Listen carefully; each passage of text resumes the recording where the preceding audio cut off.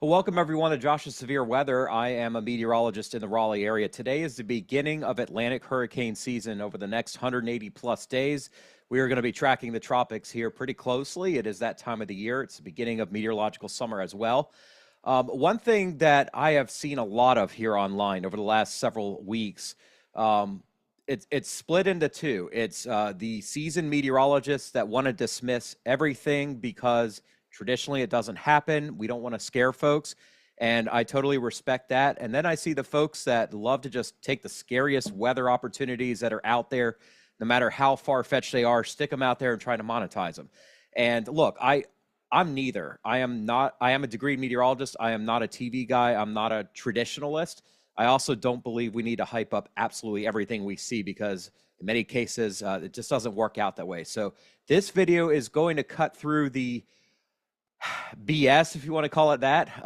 Keep it PC here, of course, but cut through the junk that's out there and just try to explain to you what the setup looks like here over the next couple of weeks, what we're looking at this hurricane season, and what we need to be most concerned with now. And I'll remind you before we look at the satellite image and the forecast that now is a great time to just get your plans in place for hurricane season. We don't know yet who's going to get hit and when and how bad it's going to be, but by the time we have an idea that that would happen, it may be too late. So get yourself ready for this, and let's just buckle up here and get right to it. So I'm going to share my screen with you all here, and we are going to take a look at the lists here, starting with Andrea, going all the way down to Wendy. These are the names of the storms on the list. Karen is right in the middle, as you might expect, but in all seriousness, now is the time to be preparing for Atlantic hurricane season.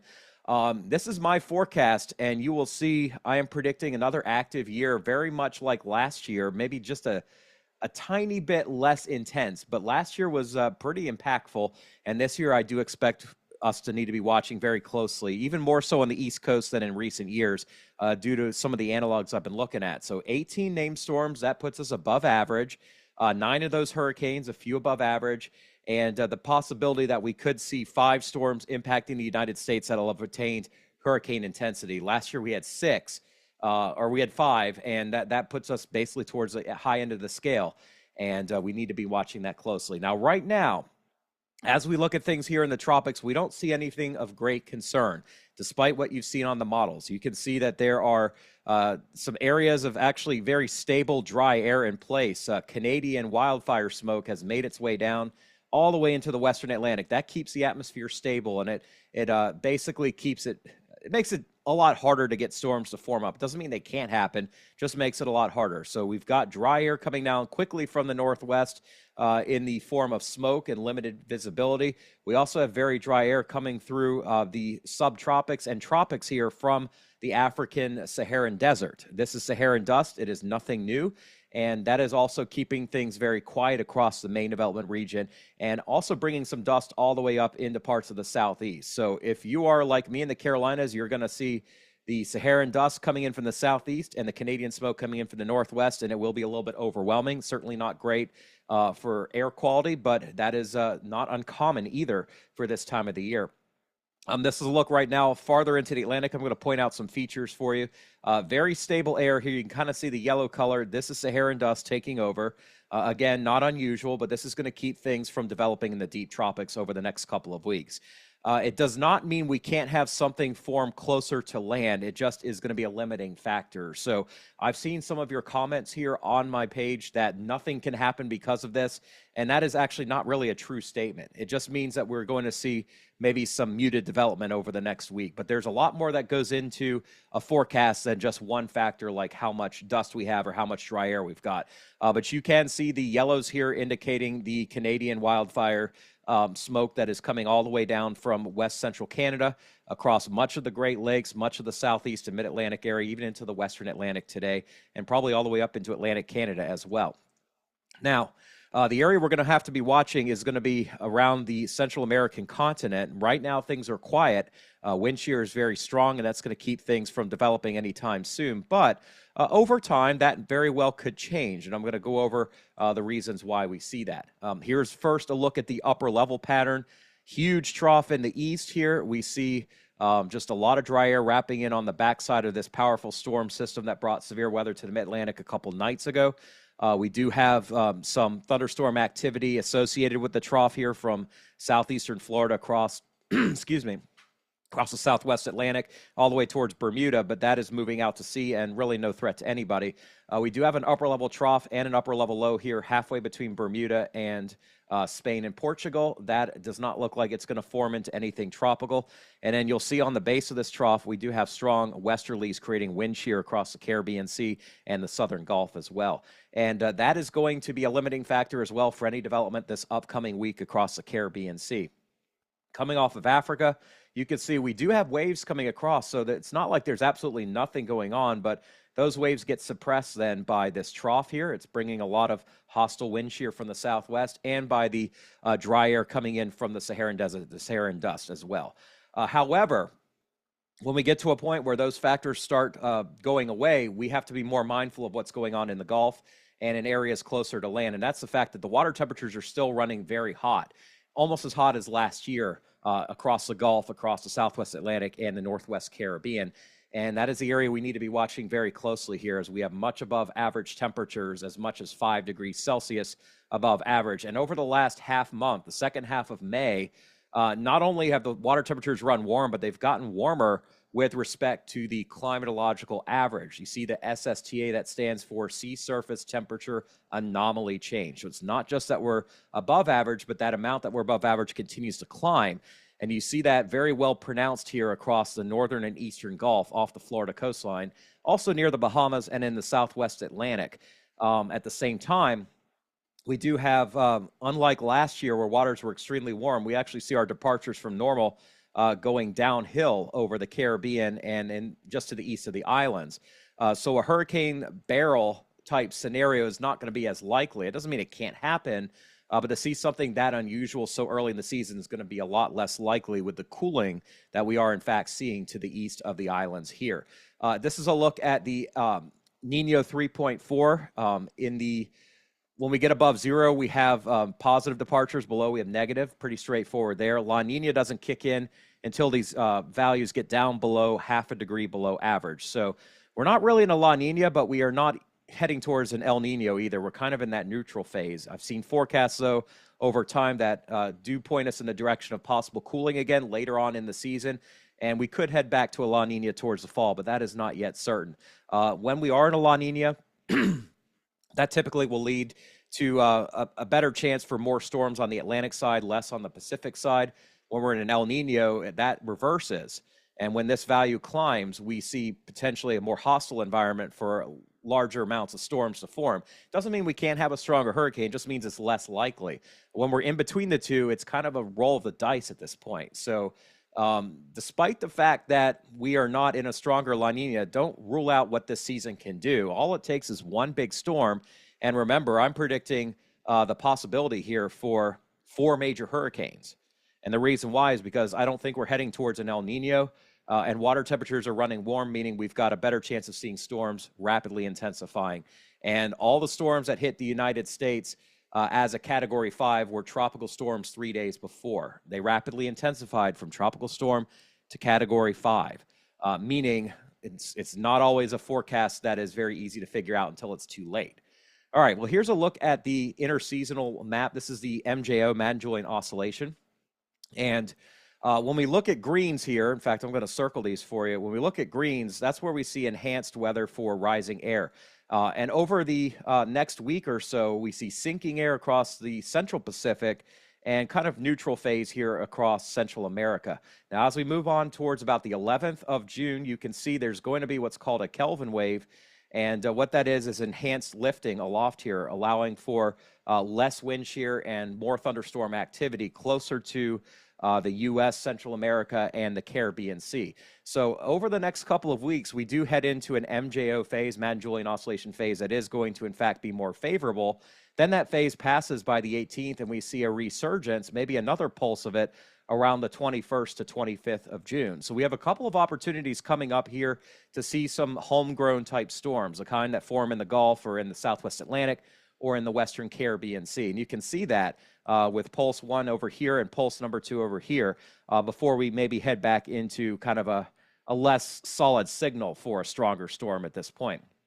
Now, for early season development, you can see it's not going to be favorable in the next couple of weeks off the African coast. In fact, the Saharan dust that we see here for the 6th of June, with this kind of a phase, we're going to continue to have that air sinking, meaning we have even less of a chance of seeing any kind of wave here coming across and surviving. So we can rule out the central and eastern Atlantic and need to focus on the eastern Pacific and the western Caribbean, the Gulf, and just the east coast here of the United States as well. And as a result, the Climate Prediction Center does have some areas circled that we need to be watching. First, on the eastern Pacific side, we did have Tropical Storm Alvin a few days ago. There's going to be a signal again for another storm coming up this week. Barbara would be the next name on the list. And even beyond then, heading into the week of the 11th, you can see the signal actually begins to increase somewhat on the Gulf and Caribbean side here. So this is not a slam dunk, but it indicates we are probably going to at least see a lot more rain, if not a better chance to see tropical development. And over the coming days, the European model indicates that chances are very low here over the next few days. There may be an area of low pressure, a weak one that tries to form east of Florida here by Wednesday. As we head to Thursday, those chances do come up as we do have that over the Gulf Stream, but the rest of the Gulf is quiet. The Caribbean, for the most part, is quiet, and our storm signal is strongest on the Pacific side. All right, I got to go change colors for you again here. Let's go black here. So our best storm signal here for the next week is actually on the Pacific side with a weak signal somewhere out in here. And eventually we're going to have to keep an eye on the southwestern Caribbean as well by the time we get later on into this upcoming week. Now you can see the signal is still not strong, but it does indicate maybe something, a little sneaky low pressure area tries to form off the Carolina coast here Thursday into Friday. I'm going to talk about that here in a little bit. But it's more than likely our next named storm will be Barbara on the Pacific side here, forming to the south of the Gulf of Tehuantepec. As we get to this time next weekend, we can see whatever's near the East Coast is heading off to the northeast into the colder waters here. We likely have a storm in the Pacific, and then we still are not really seeing a whole lot going on in the Gulf, at least over the next 5 or 6 days. Now, flash forward to next week.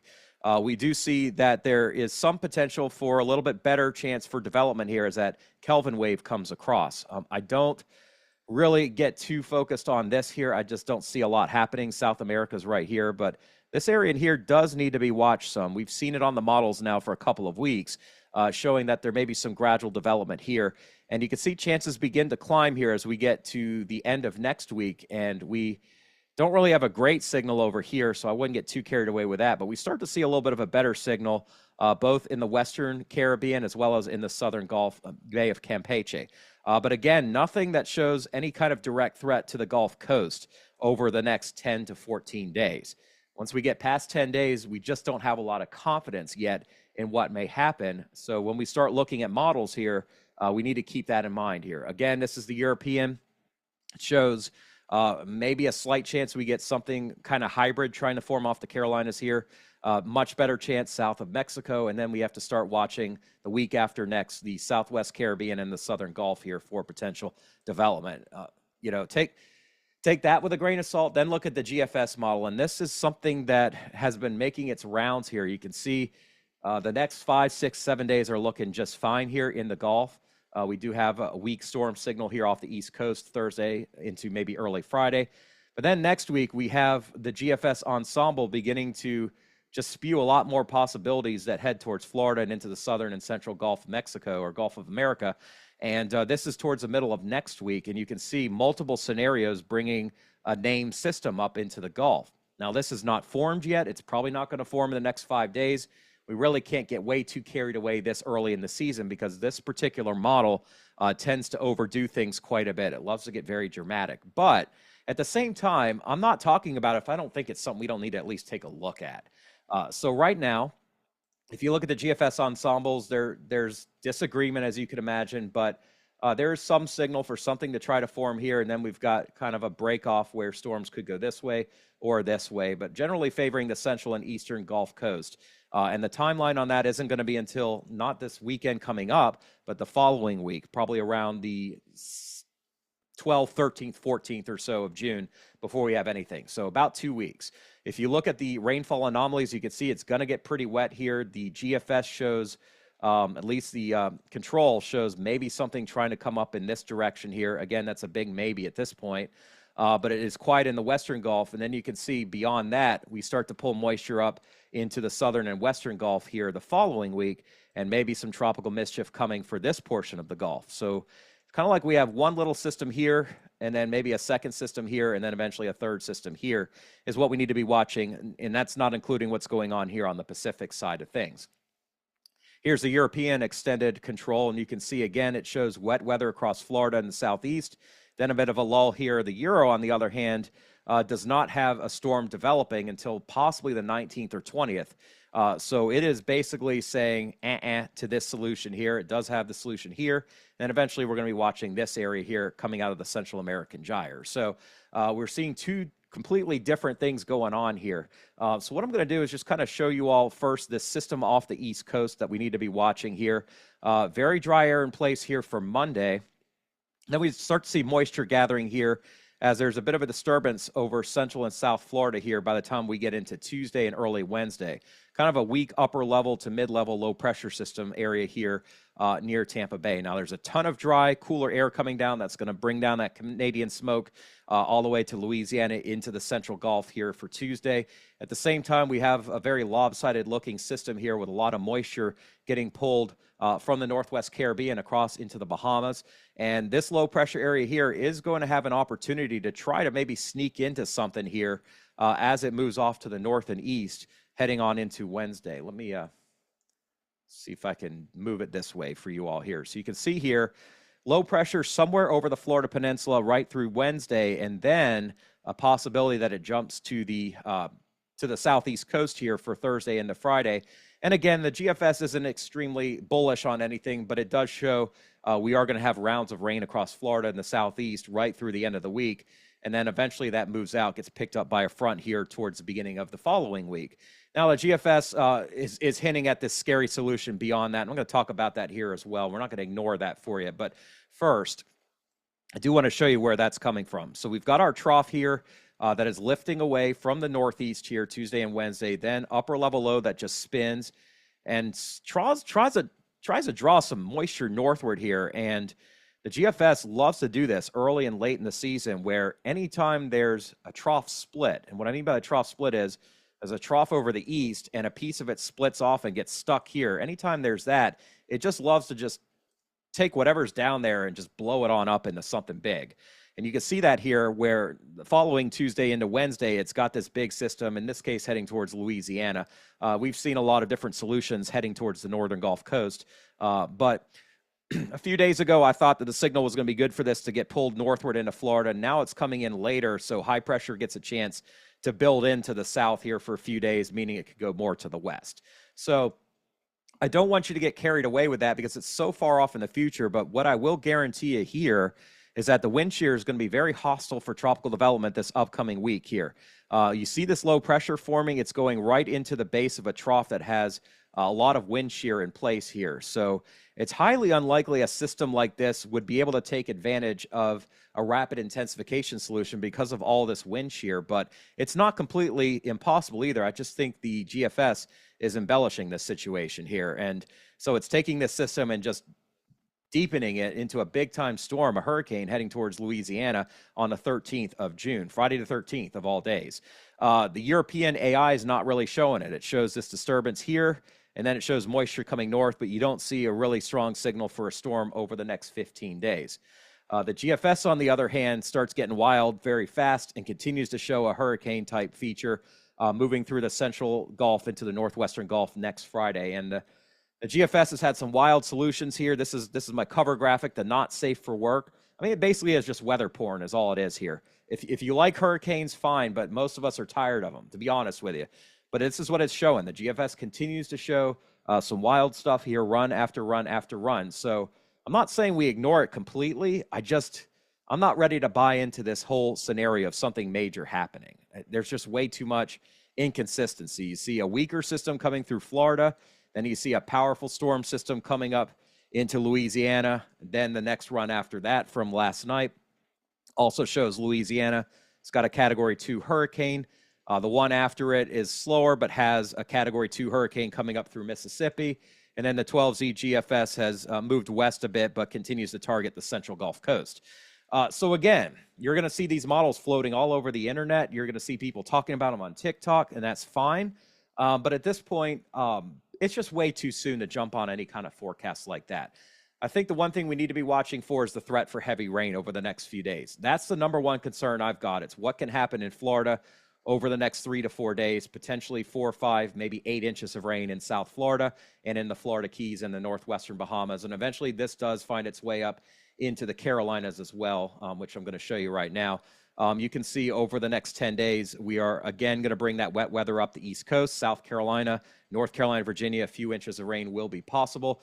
But beyond that, it's still very uncertain. On the Pacific side, we're in a lull right now. This is the remains of Tropical Storm Alvin, just a low-level circulation going up the Gulf of California. We are going to have to watch this area here over time for more tropical development, but right now, nothing super imposing. You can see here's the remains of Alvin, our first storm of the season. And here's what the GFS is pulling here over the next few days. It's got a very broad area of low pressure trying to come together here. The Hurricane Center's got a medium chance of this developing over the next 7 days. And if it happens, it's probably going to be next weekend. Does not look like a direct threat to Mexico at this point. And again, you see here that GFS takes this little area of thunderstorm activity here and just completely goes, off the rails with it here as it pulls it up into the Gulf here the following week. So I've had videos over the last week that have shown the signal for a possible early season system heading up towards Florida. And I'm sticking with that forecast. But at this point, to say a hurricane's going to hit the Gulf in 2 weeks is just completely far-fetched. And at this point, I don't see it happening. So stay tuned here tomorrow. I'm going to have more for you all, but I want to leave you with a word of encouragement. This is the word of God for the people of God, for we walk by faith, not by sight. 2 Corinthians 5:7. Paul tells the church of Corinth that faith is the walk that a lot of us believers have to have, and it's not by seeing what in fact is in front of you, but believing what may happen. And as a Christian human being, as a Christian follower, this is just something that I know I personally struggle with, walking by faith. In the weather world, we're scientists. We want to see data. We don't want to just go out in faith and guess at things. But the good news is that we have already been given a gift if we have chosen to believe God and follow God and follow the Christian life. And that is the faith that Jesus' resurrection leads us to that eternal life in heaven. That is the good news I wanted to share with you. I am first and foremost a Christian. God has called me to be a meteorologist, but I've chosen to follow him and be a Christian. And as a result, I have faith in the unseen.